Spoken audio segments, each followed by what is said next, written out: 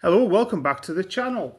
So today I'm going to talk through painting 28mm War of the Roses figures. I'm focusing today on men-at-arms, probably some of the easiest figures you're going to paint to get really good results. I'm taking my Never Mind the Bill Hooks army up to the size so I can play some Hail Caesar battles with it. So here we are, a couple of my example of my finished miniatures, and I'm going to go around stage painting, pointing out some of the things, so we'll come back to these at the end. Now the men-at-arms especially, in fact all these models, I'm going to start off with just a plain black undercoat. Okay, I mean this is a Billman, but I didn't have any of the men-at-arms, just plain black. I'm also going to put some sand on the base, PVA glue and sand on the base. Fortunately, this sand is a bit finer than the sand I had when I did the project before. That's okay. I like to put the sand down, PVA glue, and spray it so the spray helps keep the sand on the bases.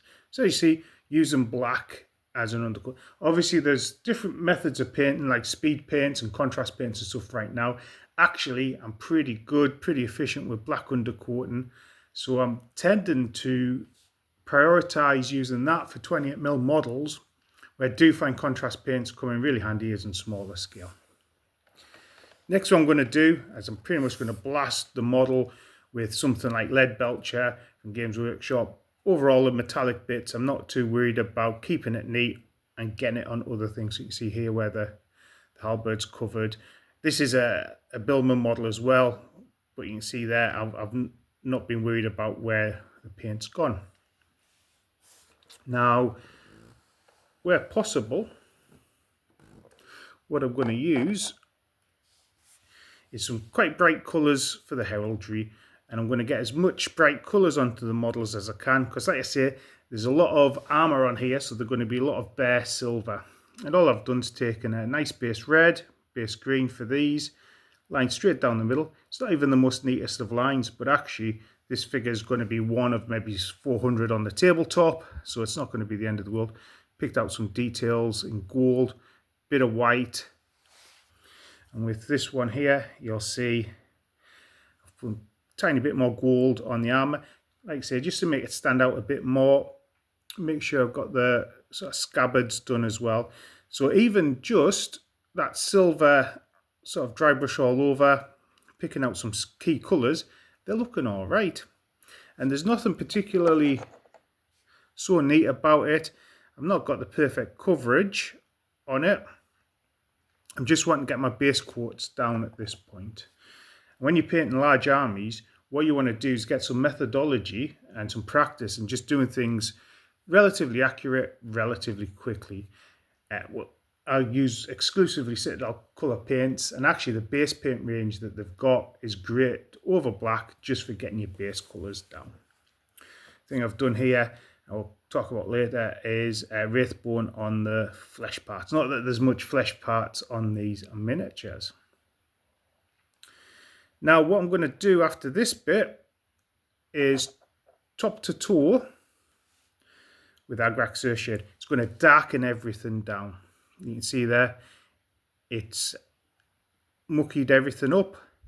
It's darkened down the armour. Now there's a couple of thoughts on using shades. I know Null Oil's really popular. I find that black doesn't work with all the colours, whereas a dark brown, Agrax Earthshade, does work with all the colours and tones the model together nicely. So for example, Null Oil on the red bits and the white bits wouldn't look as good. Yeah, it'd make the armour come out really nicely. But what I wanted something, one stop, nice and quick coverage to shade everything. Now, if I was a competition painter painting the top levels, I might use different coloured shades for all the different coloured models. But like I say, this is about speed painting armies. And note on the colours, what I did with Never Mind the Bill Hooks was I've kind of got two armies underway. Yorkist and Lancastrian. For the Yorkist, I decided on predominantly blue, white and red for the heraldry.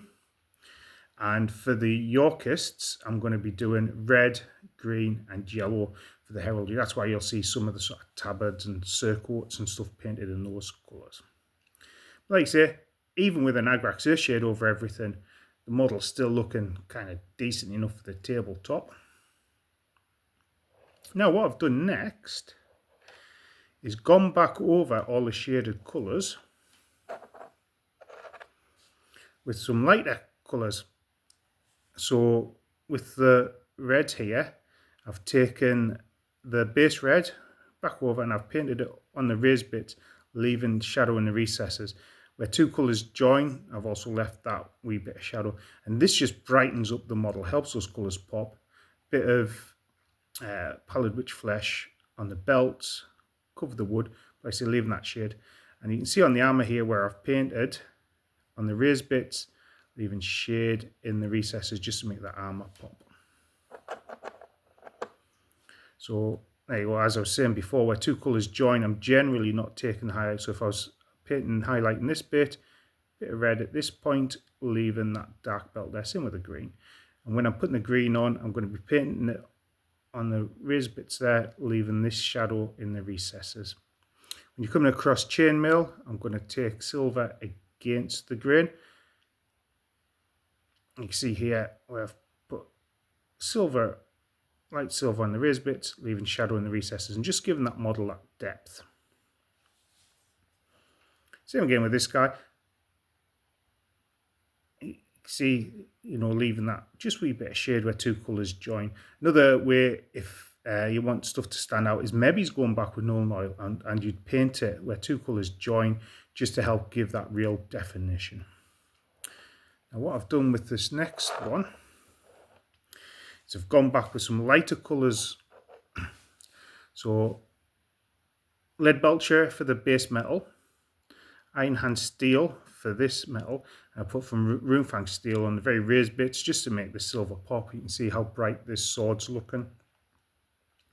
Also took a bit of highlighting on the red, so whereas the red on the previous model was just up to Mephiston, put some Evil Sun Scarlet just on the raised bits, and you can see where I've left some in the recesses there. But brightening the model up. I've also added some stuff to the base, so I've added a layer of Steel Legion Drab, almost called it the old colour there. So I painted the base dark brown, and then I've painted it Steel Legion Drab, and I'll dry brush it a bit of Morghast Bone over top as well.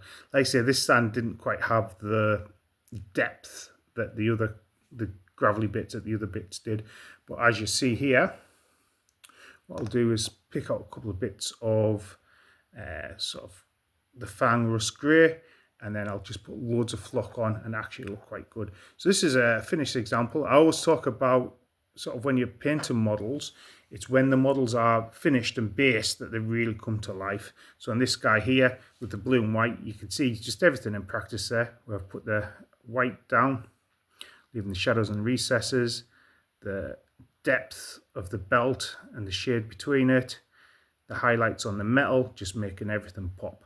Now on the face, dead simple. All I've done is just pop some Gulliman flesh in it, which is a contrast paint, which, especially when you haven't got much in the way of flesh tones to paint, comes up nicely. See a wee bit of highlighting here where the shade is, and I've taken the, I think that's XV88 along the edges there. Wee bit of grass there. There you go. Dead simple, dead quick, dead easy. Honestly, the men at arms for War of the Roses are going to be the easiest paint job potentially that you're going to do. And actually, once you've got the skills down for the men at arms, then going on to paint the billman and the bowman would be dead easy. And the other thing I've done for this project is I have done some movement trays.